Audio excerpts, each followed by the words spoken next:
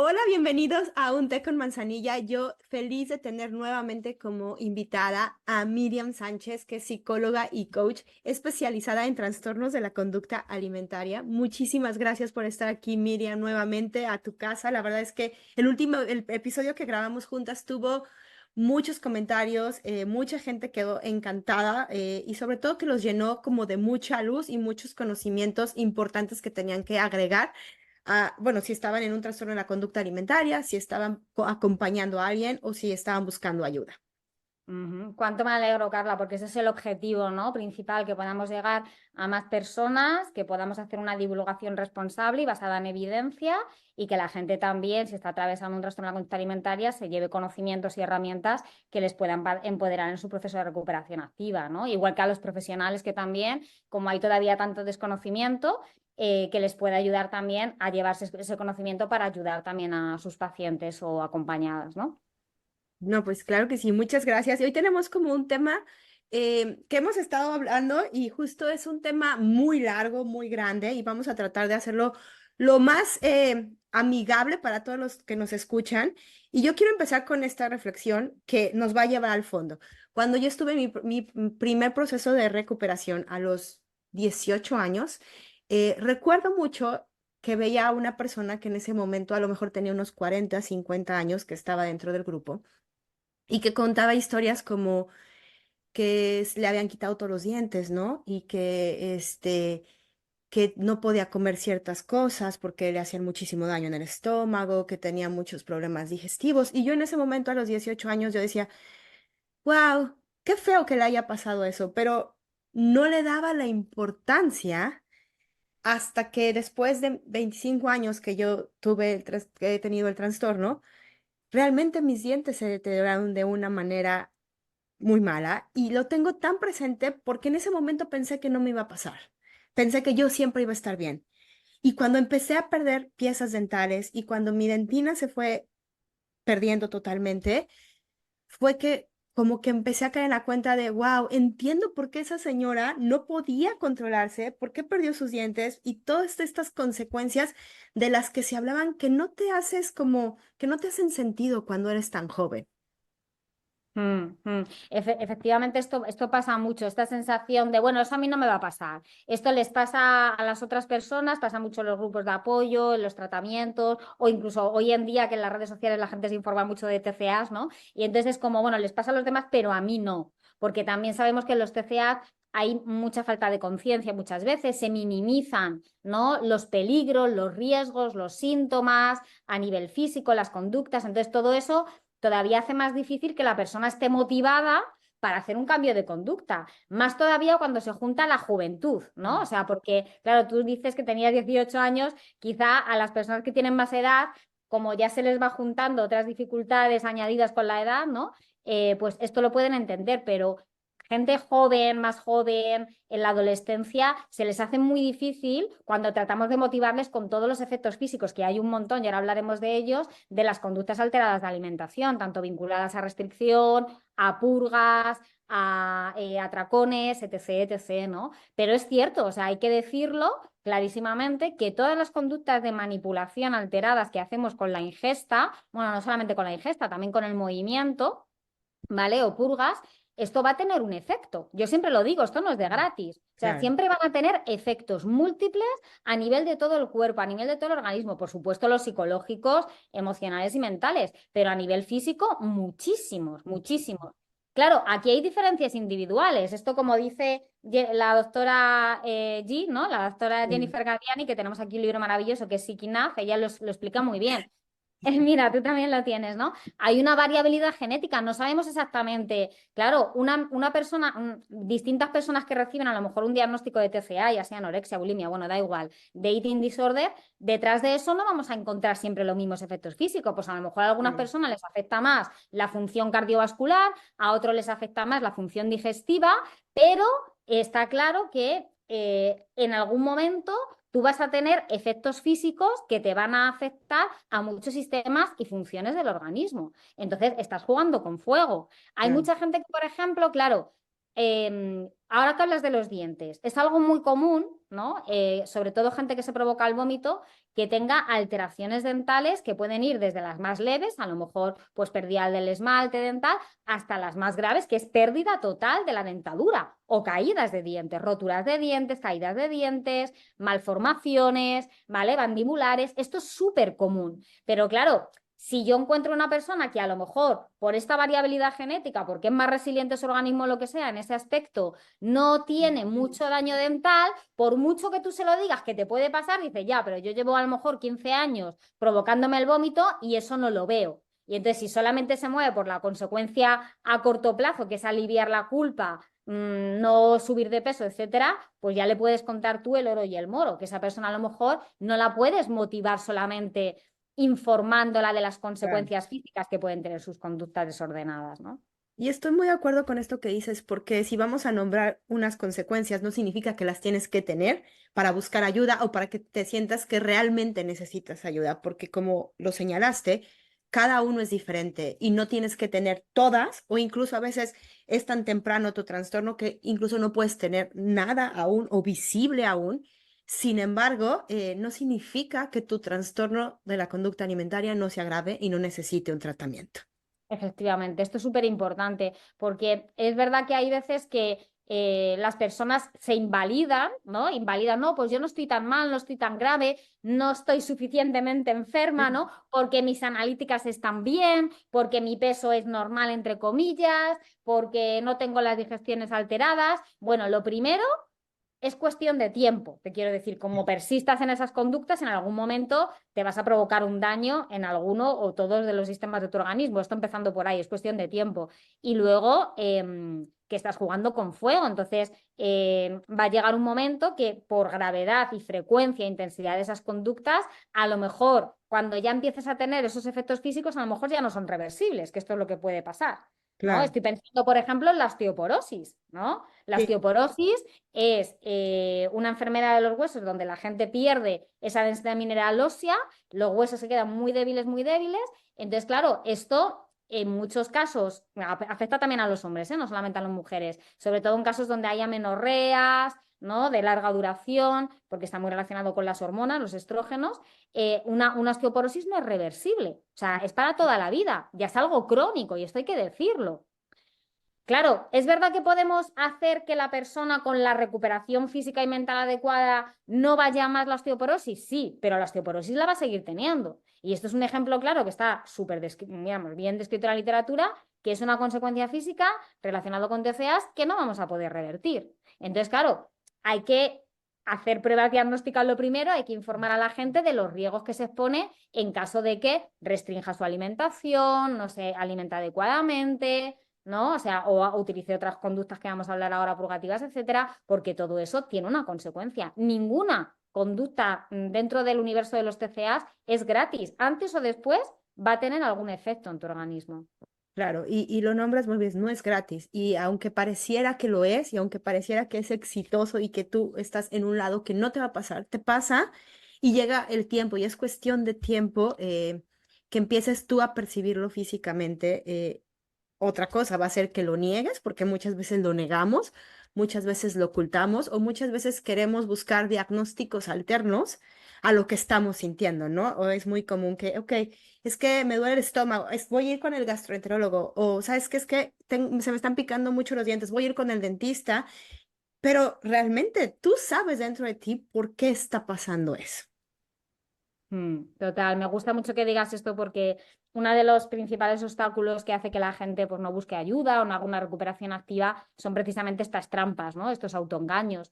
Entonces, ahora que dices, por ejemplo, es muy común, como en los TCAs, lógicamente hay muchas conductas alimentarias y esto va directamente a efectos a nivel gastrointestinal digestivo. Mm. Entonces, es súper común que haya alteraciones gastrointestinales, todas, tanto en la restricción calórica como en las conductas purgativas, como en los atracones, siempre encontramos distintos síntomas gastrointestinales. Claro, hoy en día, pues la gente dice, no, pues voy al digestivo o voy a la nutricionista y si la persona no informa de que tiene un TCA y el médico, el profesional sanitario, no está versado en la materia, pues a lo mejor le sale con una dieta que le quitan lácteos y le quitan gluten y le quitan no sé cuántas cosas y precisamente eso tiene que ver con el problema y no es la solución. Y lo único que hacen es agravar todavía más los síntomas digestivos, cuando lo que tiene que hacer esa persona pues es una rehabilitación nutricional adecuada, es abandonar los síntomas conductuales del TCA, ¿no? Y entonces, lógicamente, la función digestiva va a mejorar mucho. Entonces, Claro. claro, es ese autoengaño que hoy en día, en la cultura en la que vivimos,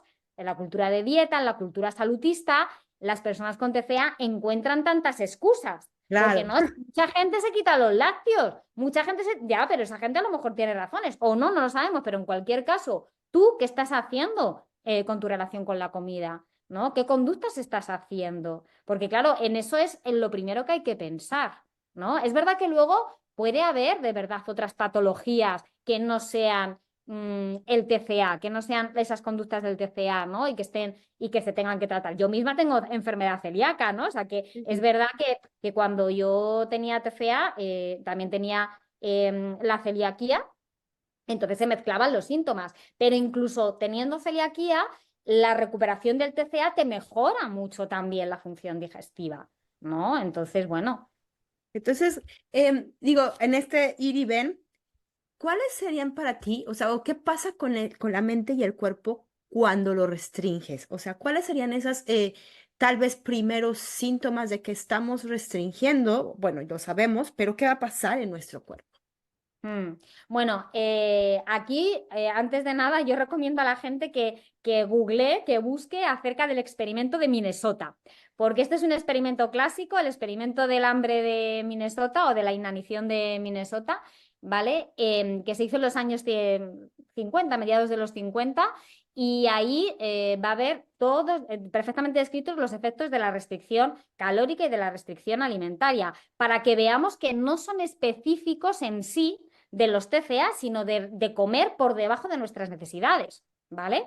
Entonces, yo empezaría, si empezamos por, digamos, los efectos a nivel psicológico, una de las primeras cosas que aparece es la obsesión con la comida, es decir, que es lo que llamamos hambre mental, pero hay muchos pensamientos, ¿no? Acerca de la comida, soñar con comida, mirar recetas, meterte en redes sociales y buscar fotos de comida, observar a los demás cómo comen, hacer comida a los demás y tú no comer, ir a los supermercados y observar la comida, todo eso, ese aumento de la atención, el pensamiento, la memoria activada, asociada a todo el universo de la comida, es muy propio de personas que se están restringiendo, incluso personas que están a dieta, ¿eh? O sea, esto es fruto de la restricción, no en sí de tener un TCA. ¿Vale? O sea, hay muchas personas que hoy en día, pues por ejemplo, en España que estamos en verano, ¿no? Estamos acercándonos al verano, están empezando con la Cuerpo de dichosa bikini. operación, ¿no? Bikini y tal. Y mucha gente, por desgracia, está empezando a restringir calorías, quitar tipos de alimentos, hacer una dieta baja en carbohidratos. Pues cuando hacen eso, tienen que saber que van a aumentar mucho sus pensamientos acerca de la comida y sus deseos de comer, claro, porque están comiendo por debajo de sus necesidades y el cuerpo, que es súper inteligente, no le gusta estar en estados de deficiencia energética. Por lo tanto, va a motivarte con todas las herramientas cognitivas, emocionales y conductuales que tiene y físicas para llevarte a comer. Wow. Entonces, ¿qué puede pasar? Pues eso, obsesión, aumento de la ansiedad, de la irritabilidad, estados depresivos cuando ya se mantiene la deficiencia energética mucho tiempo. Esto lo podemos ver, todos conocemos gente que está a dieta o que se tiene que quitar muchas cosas de comer y entonces pues están como apáticos, están más tristes, tienen cambios de humor, ¿no? O sea, esto es muy normal. Luego puede haber un incremento pues, de la sobreingesta, un incremento o una aparición, personas que nunca han tenido sobreingestas o periodos de atracones, ¿no? O de comer compulsivo. Claro, pues si te restringen mucho las calorías o te quitas algunos alimentos, sobre todo los carbohidratos, pues tu cuerpo te va a motivar a buscarlo y no te va a motivar de una forma tranquilita. No, vamos a comer mindfulness, ¿no? Hombre, pues no. No. No, no, Te lo va no. a pedir de una forma, pues muy impulsiva, te lo va a pedir de una forma muy visceral, ¿no? Claro. Entonces, claro, hay gente que se asusta cuando empieza a hacer dietas para adelgazar o porque está en el mundo fitness o porque viene el verano o tiene una boda y tal. Y ya te digo, esto no es propio de los TCA solamente, sino de gente que se restringe, ¿vale?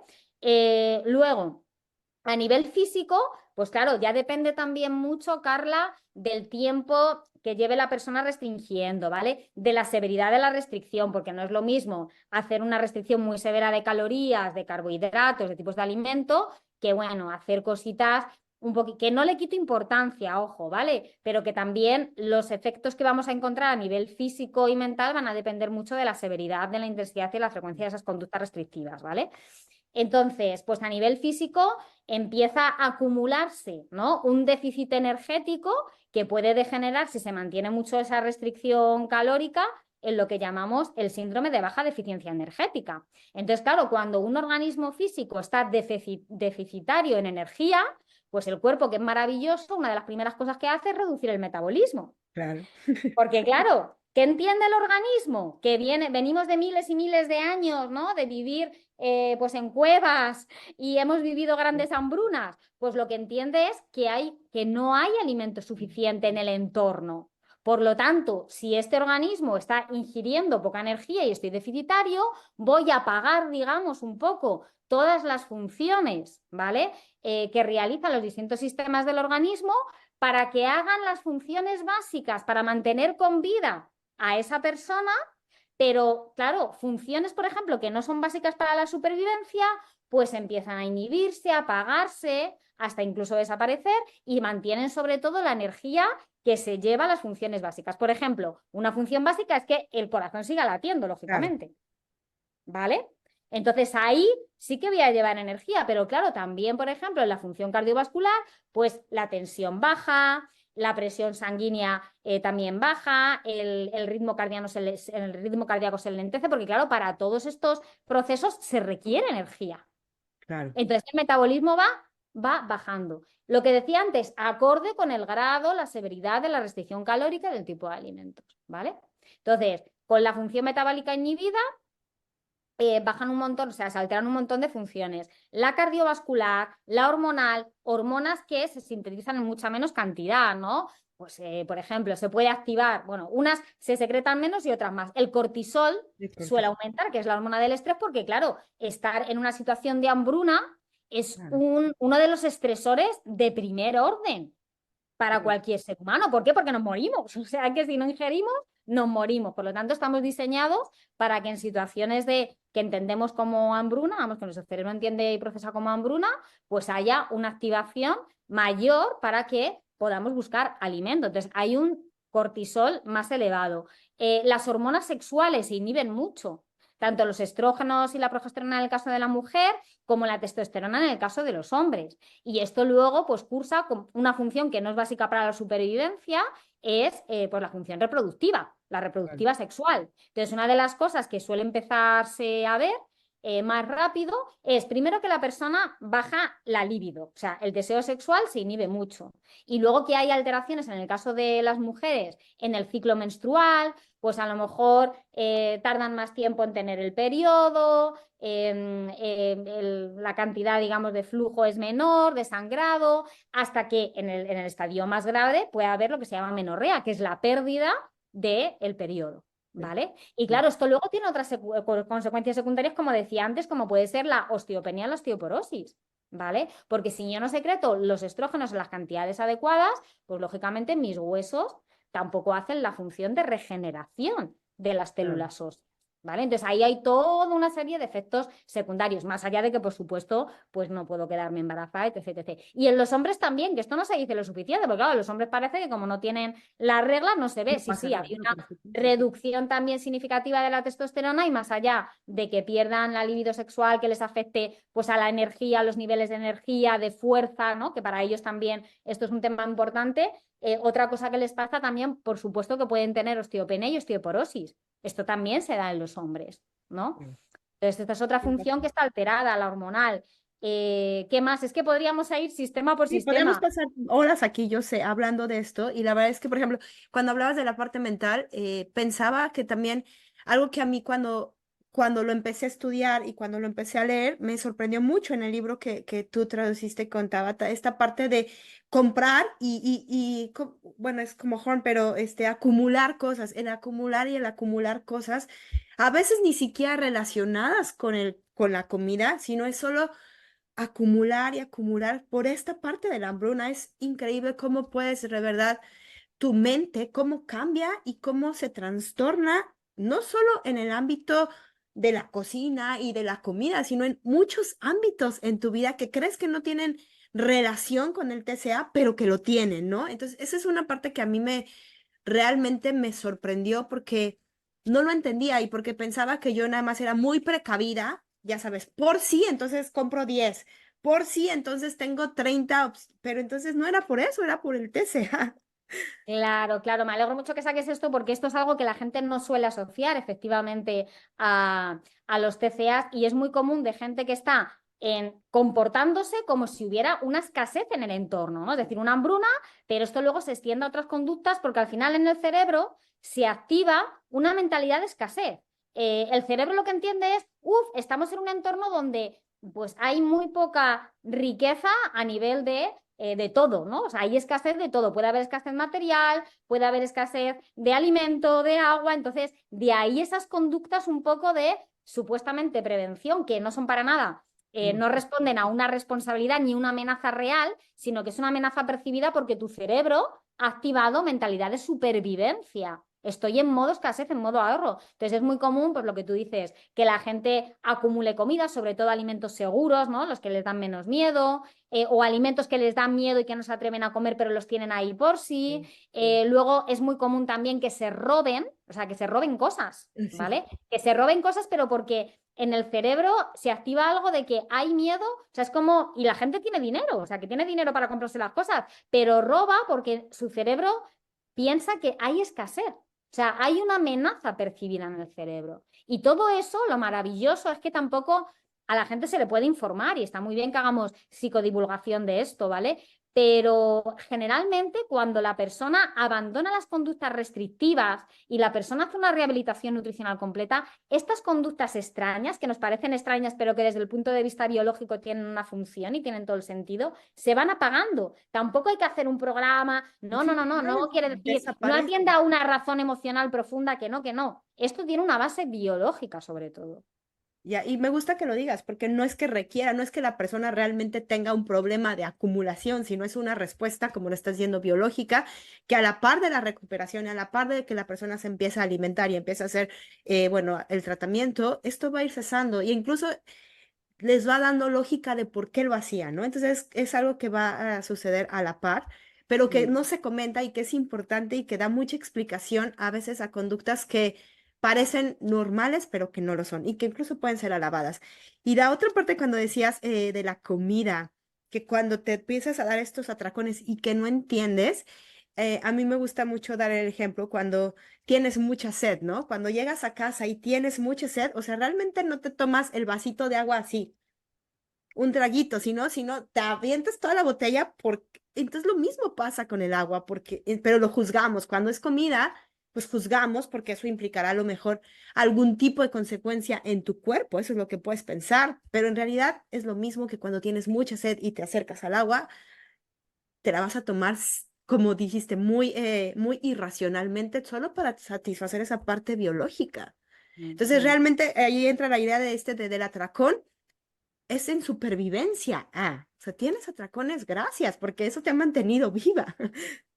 Claro, es que el tema de los atracones, yo no digo que todos los atracones respondan a una deficiencia energética, a una restricción alimentaria sostenida, ¿vale? En tipo, cantidad de alimento, etcétera, etcétera. No, pero es verdad que los atracones que yo llamo reactivos, que en realidad es un hambre que tú no has atendido y que, claro, como estás deficiente, pues como tú bien has explicado, el organismo te interpela, ¿no? Pues a comer en grandes cantidades, porque si no te vas a morir, esta es la realidad, o sea, tienen una función básicamente de supervivencia, esos episodios de comer grandes cantidades de comida.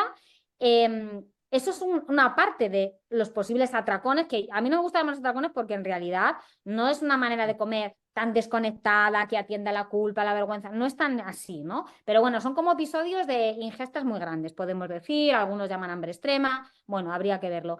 Y luego hay otro tipo de atracones que cuando ya quitamos esta parte, es decir, una persona que realmente sí que no esté en deficiencia energética, ¿vale? Que no esté en deficiencia energética.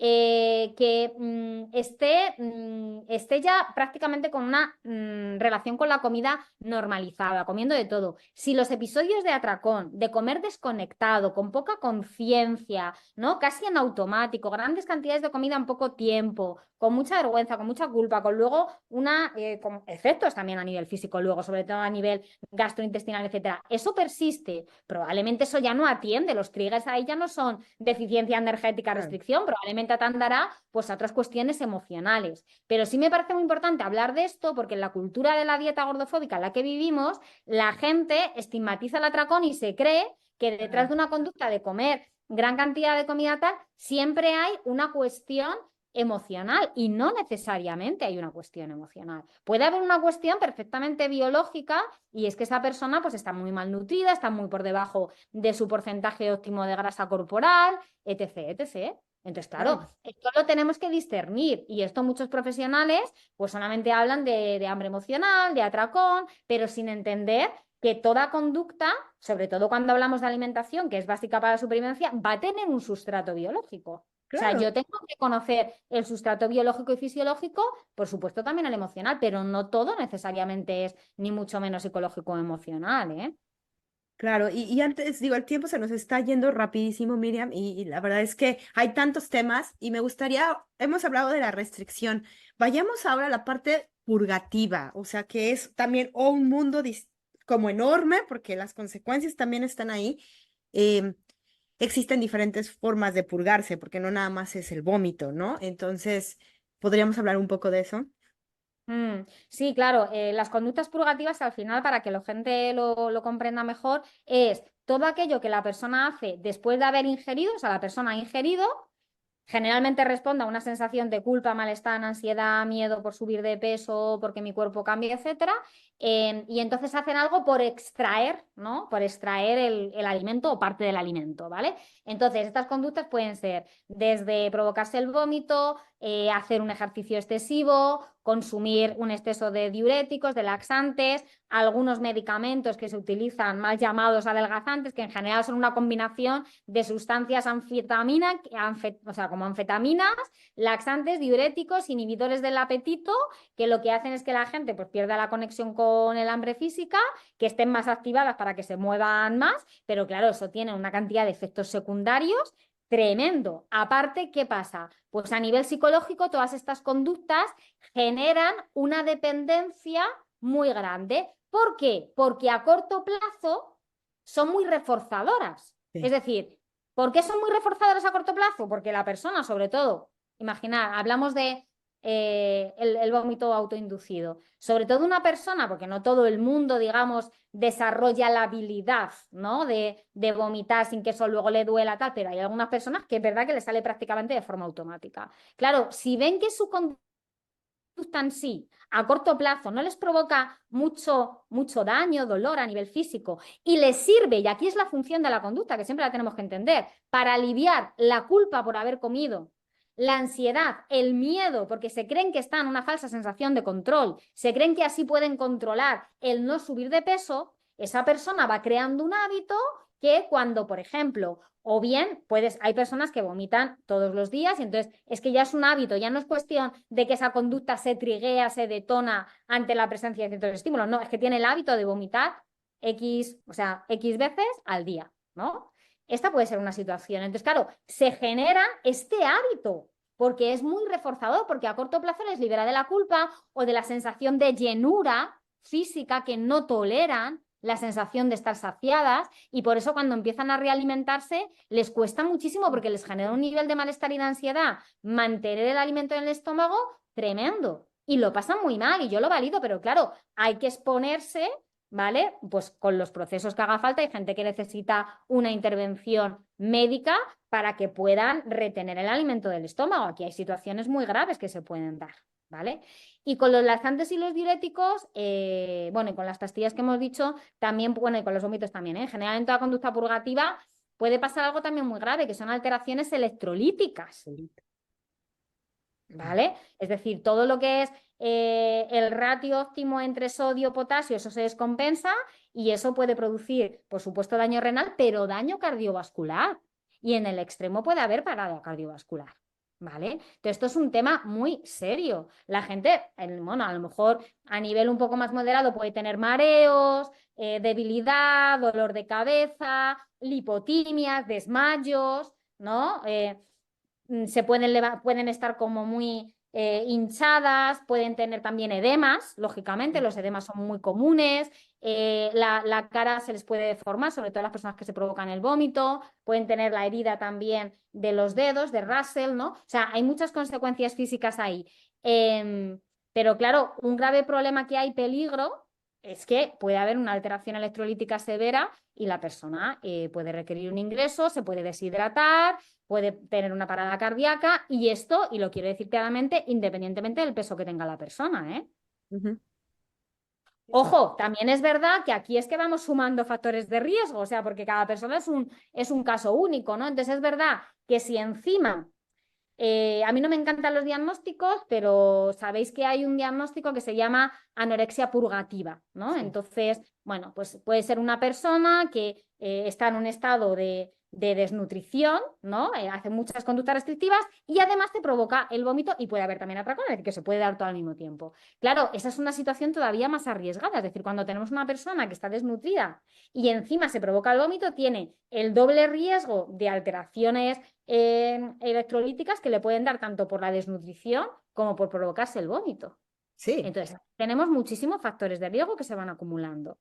ya, y qué bueno que lo nombras, porque mi situación era esa, o sea, yo era anorexia con bulimia y realmente porque mi cuerpo no reflejaba en ese momento tantas consecuencias, en mi mente era, ok, hasta que no me desmaye o hasta que no pase esto o hasta que realmente no me pase lo otro, entonces ya voy a estar muy grave. Entonces iba como esperando a que me fueran pasando las cosas para realmente encontrar la gravedad de mi problema y Mm, que justo tú y yo somos profesionales y no queremos que este programa se use de esa manera y que si tú estás oyendo y tienes un trastorno de la conducta alimentaria y no te están pasando ninguna de estas cosas, por favor, agradecele a tu cuerpo, pero busca ayuda, porque que no te pasen no significa que no te vayan a pasar, como lo hemos dicho y lo vuelvo a repetir, o que no te estés dando cuenta que te están pasando, porque hay muchas cosas que suceden dentro de tu organismo y dentro de tus órganos que no son perceptibles todavía.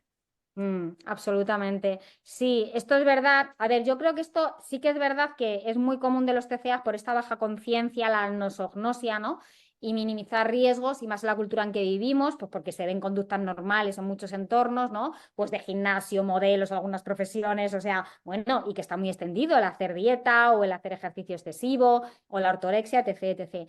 Pero también es verdad que es muy del ser humano, Carla. Es decir, al final, el ser humano a veces, hasta que no tocamos fondo, Sí. no tomamos medidas. Esto es cierto. O sea, yo creo que aquí se juntan varias cosas, ¿sabes? Pero en cualquier caso, me alegro que saques este tema porque queremos dejar claro esto, que si notas debilidad, por ejemplo, mareos, dolores de cabeza, dolores de estómago, ardores, todo eso puede tener que ver con conductas que estás haciendo raras, alteradas con la alimentación. Y ante la duda, yo siempre lo digo, si ya dentro de ti tú te estás preguntando, ¿no? Oye, ¿yo tendré esto? ¿Yo tendré alguna relación trastornada con la comida? Me da igual la etiqueta, o sea, o me resuena, he leído sobre ortorexia, me resuena, vete ya a un profesional. No esperes más, esa es tu bandera roja para pedir ayuda. No hay que esperar a que ya pues te tengan que ingresar por una lipotimia o porque te has caído o porque has tenido un accidente con el coche, porque te has quedado dormida de la poca energía que tenías. No hay que esperar a eso. Sí. No, no, me encanta que lo digas. Antes de irnos, dinos esto que dijiste ahorita. El ejercicio compulsivo, ¿qué efectos? Porque nadie sabe, nadie cree que hacer ejercicio es súper bueno y entre más hagas mejor. ¿Qué pasa? Claro, claro, claro. Puede tener efectos, por supuesto, a nivel físico. Lo primero, es raro que se suele manifestar el ejercicio compulsivo compensatorio sin otras conductas. O sea, que generalmente estas conductas de las que estamos hablando no se suelen presentar Sí, aisladamente. sí, sí. Una persona que hace ejercicio compensatorio generalmente también hace restricción, hace otras conductas purgativas. Entonces, aisladamente no, porque No. si se produjera aisladamente, que a veces hay casos así, estaríamos hablando más de lo que se llama adicción al ejercicio, que no me encanta, pero es una dependencia del ejercicio que suele ser motivado por problemas más de índole emocional, que es más común en los hombres, ¿vale? Eso también lo quiero dejar claro. Pero bueno, es verdad que puede tener consecuencias, por supuesto, a nivel físico, porque lo que hace esa persona es sobre todo depletarse más en energía, es decir, aumenta más la brecha energética. Si tiene una baja disponibilidad energética, al hacer mucho gasto energético, se pone en una situación de riesgo, reduciendo la energía, puede tener alteraciones cardiovasculares, porque claro, practicar ejercicio físico, y esto lo encontramos en muchos deportistas de élite, ¿eh? Practicar mucho ejercicio físico y no comer suficiente te ponen en una situación donde este síndrome del que hablaba antes, de baja disponibilidad energética, todavía es mayor. Por lo tanto, todos los efectos que he comentado antes, desde la menorrea, la debilidad, el pensar en comida, la irritabilidad, la depresión, la bradicardia, el frío, o sea, todo lo que viene con ese metabolismo suprimido va a ser mayor. Y aparte, si esa persona, por ejemplo, es deportista, que esto se da muchísimo, va a perder desempeño a medio y largo plazo, ¿no? A nivel deportivo. Luego puede haber lesiones, claro, o sea, si la persona puede haber muchas lesiones, puede haber caídas, ya depende del deporte que practique, puede haber caídas. Hay personas que además suelen exigirse mucho, si están haciendo deporte de fuerza y están haciendo mucho peso, no miden bien porque se exigen, no conectan bien tampoco con sus límites de tengo que parar a la hora, tengo que descansar, entonces puede haber muchas roturas por estrés, lesiones y puede haber consecuencias graves en ese sentido, ¿no? Entonces, bueno, claro, ¿qué pasa? Que generalmente este ejercicio compensatorio compulsivo lo hacen primero por razones de no quiero subir de peso, quiero controlar mi peso corporal o quiero cambiar la forma corporal y a veces también responde a causas emocionales, es decir, habría que ver, es un poco como lo de las atracones, Sí, ¿no? sí. Detrás de toda conducta puede haber causas emocionales como a lo mejor desconectarme, ¿no? O sea, me quiero desconectar, me quiero anestesiar y hay gente que a través del ejercicio se desconectan, ¿no? De las emociones que están sintiendo, es una forma de evitación emocional también, o es una forma de autocastigo también para otras personas, ¿vale? O sea, por Wow. haber comido esto, pues ahora te tienes que castigar y no mereces descansar, ¿no? Y ahí hay que ver un poco qué está manteniendo ahí esa relación chunga con el ejercicio, ¿no? Pero sí, al final se genera, pues cuando entran en la rueda, sobre todo si generan ya el hábito de tengo que entrenar todos los días X hora con tal intensidad, es que la persona, claro, cuando tú tratas de trabajar para reducir el ejercicio o quitarlo, ¿no? Hacer una parada en seco, el cold turkey que se llama, pues esa persona va a disparar sus niveles de ansiedad. Sí. Porque claro, ahora se va a sentir súper culpable y no solamente eso, sino que simplemente la ansiedad que le genera no hacer un hábito que ya forma parte de su trastorno alimentario, ¿no? Entonces, claro, a nivel emocional es también, y es una de las conductas que más cuesta, es decir, personas que te vienen con un perfil de ejercicio compulsivo compensatorio, es de las conductas que más cuesta, porque es que pueden darse situaciones muy extremas de gente que, pero no solamente es ejercicio ya, puede haber movimiento de bajo nivel que Tabitha, que tengo aquí el libro, que Sí, traduje yo, sí, lo veis sí. aquí, estratégicamente posicionado, lo explica muy bien porque como ya lo padeció, se empapó de todas las teorías y toda la investigación que hay al respecto. Entonces, el tema es que puede haber también movimiento que se llama de bajo impacto, pues por ejemplo, que no se sienten, que tengan mucho malestar cuando tengan que hacer un viaje en coche o en el transporte público, que miden hasta las horas de sueño para no estar mucho tiempo tumbados o sentados, que hagan muchas tareas domésticas, incluso aunque no tenga un gasto energético importante, pero la persona está constantemente moviéndose, en parte para evitar controlar el peso corporal, digamos, para compensar, pero en parte también puede ser porque así es una forma de aliviar la ansiedad, el estrés, la culpa, etcétera, ¿no? Sí, yo encontraba como también mucha gente dice, es el que hace todo, ¿no? Yo voy, no te muevas, yo lo hago por ti. Digo, obviamente relacionado con un trastorno de la conducta alimentaria, sabemos que eso puede ser real y que haya personas que realmente lo busquen y que sean muy, pero como estas conductas de bajo impacto, que no puedes, que si no te puedes sentar en un sillón, si no te puedes quedar viendo una película, si no, hay algo como dices, cuestiónate, ¿por qué? Porque, o sea, y además estás relacionado con una forma no vinculada, no buena, o no voy a decir buena, sino eh, trastornada de la alimentación. Bueno, Mm. seguramente están muy ligadas una de estas dos cosas, están muy ligadas las dos cosas, ¿no? Claro, yo siempre digo, ante la duda, porque es verdad que mucha gente, o sea, hay conductas que son claramente, abiertamente del TCA, hay otras que la gente tiene dudas porque la intención es lo más importante, es decir, el por qué y el para qué lo haces, Claro. y cuando no tienen mucha conciencia del por qué y el para qué, yo siempre digo, vale, La práctica que hay a seguir es tú para esa conducta. Tú deja de ser la que se levante a recoger la mesa después y obsérvate cómo te sientes, qué pensamientos te vienen y apúntalos. Si lo Claro. que te viene es una culpa porque no estás recogiendo o pensamientos de, bueno, ahora voy a subir de peso, tal, o sea, pero obsérvate qué te viene después, porque una persona que no puede estar, como tú bien dices, haciendo cosas normales como disfrutando de una buena película, de una buena conversación después de comer o puede estar tranquila, lógicamente eso es un indicador de que hay que trabajar en eso. Me da igual que le ponga la etiqueta de TCA, ahí hay una conducta que está alterada. Entonces, Claro. hay que trabajar con eso y hay que ayudarles con herramientas a que tomen conciencia, ¿no? Del por qué hacen lo que hacen y para qué. Miriam, rápido, si puedes, 10 señales de riesgo que dices, ok, necesitas ayuda, ¿cuáles serían? 10 señales de riesgo a nivel físico o mental, así en Sí, general. en general. Vale, bueno, yo diría rigidez alimentaria. En general, todas las conductas que sean muy rígidas con la alimentación, que la persona coma siempre de la misma forma, que le cueste mucho salirse del ABC, que coma poca cantidad o que haya cambios significativos en lo que venía comiendo, eso es una bandera roja clara.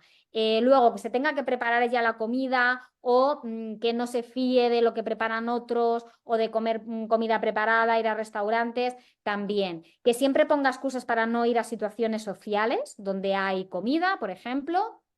Luego, que coma siempre a solas, ¿no? O sea, que coma a escondidas, que siempre, bueno, pues eso, que siempre diga, no, yo ya he comido, yo ya no tengo hambre, ¿no? O sea, que niegue un poco el hambre. Luego, a nivel emocional, cambios en el estado de ánimo. O sea, personas que antes, pues, por ejemplo, eran, bueno, o en la personalidad, personas que eran muy sociables, muy abiertas, muy extrovertidas y de repente se pasan al otro polo, ¿no? O sea, esos cambios en el comportamiento, en el estado de ánimo, que estén muy irritables, ¿no? Que estén con mucha ansiedad, todo eso nos tiene que hacer sospechar. Luego, por ejemplo, si vemos ¿restos de qué? Restos de comida. Esto también aviso para los padres, ¿no? Vemos restos de comidas, paquetes de comida que no sabemos de dónde vienen, o de repente hay mucho gasto de dinero que no sabemos de dónde viene tampoco, ¿no? Y que tiene que ver pues con supermercados, restaurantes, eso también puede ser. Luego que aumente mucho el movimiento, o sea, una persona más o menos tranquila ya no puede estar quieta o que de repente tenga una afición desmesurada por los gimnasios o por la comida saludable, ¿no? Que hable mucho de su cuerpo, que esté, o de su cuerpo, del cuerpo de los demás, ¿no? O que se muestre muy ansiosa en situaciones que tenga que mostrar su cuerpo.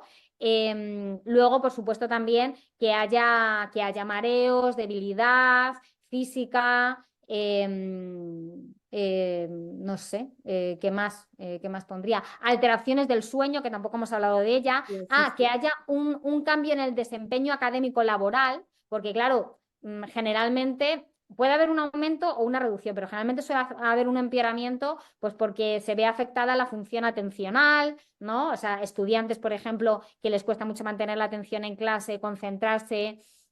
Todo eso les cuesta más generalmente. Y cambios en la socialización, ¿no? O sea, pues a lo mejor ya no salen tanto con sus amigos, se encierran en casa, no quieren salir.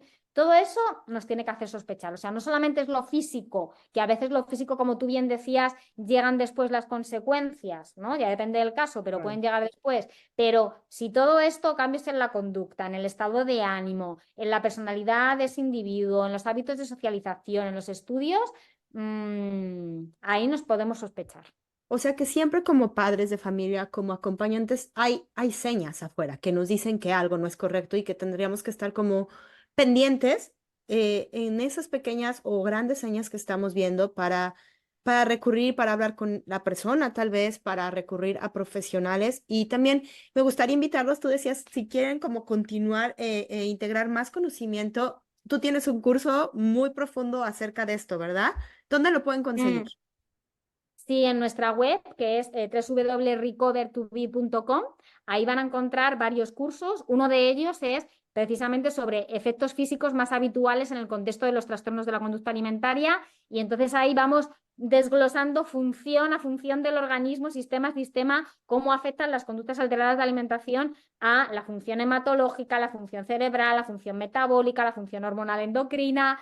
a todas. O sea que ahí hay un curso completísimo que no solamente no está en un lenguaje muy complejo solamente dirigido a profesionales, para nada. Hemos tratado de poner un lenguaje asequible para todo el mundo, para los seres queridos de personas afectadas, para las personas afectadas, porque es una forma de que se empoderen en su recuperación, que comprendan el daño que puede hacer las conductas del TCA a su propia salud física y que eso les sirva también como una forma de motivarse. ¿Vale? Y ahí damos también algunas pautas de cómo, bueno, pues a qué profesional ir, qué pruebas hacer, ¿no? Etcétera, etcétera. Luego, como libro, recomiendo muchísimo, antes que lo decíamos, el libro de Sikinaz, ¿vale? De la doctora Gadiani.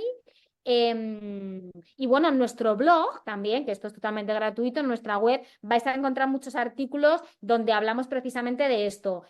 Señales y signos de alerta, ¿vale? Para los padres, para los cuidadores, para las personas afectadas que están un poco que no saben muy bien si pueden tener un TCA o no.